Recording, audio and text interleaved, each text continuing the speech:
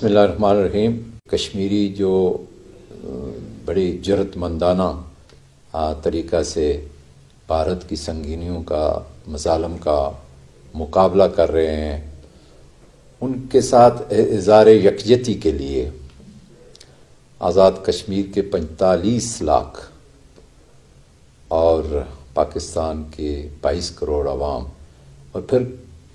کشمیری جہاں بھی دنیا کے کونے کونے میں بستے ہیں، وہ اپنے ان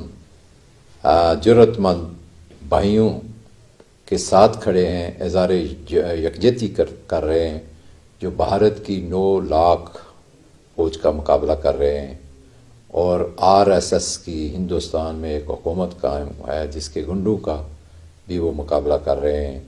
اور پھر غیر آئینی ہتھ گنڈوں کا بھی مقابلہ کر رہے ہیں، جو کہ 5 اگست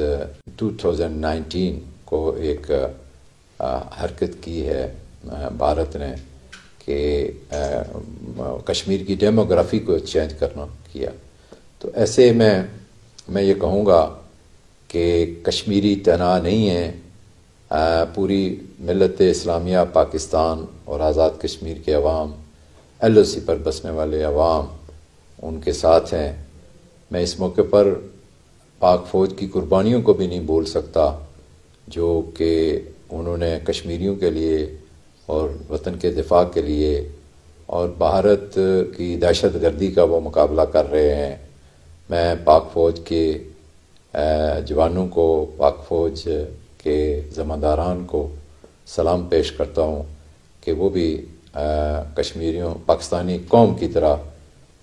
وہ ادارہ بھی کشمیری قوم کے ساتھ ان کی پشت پر کھڑا ہے۔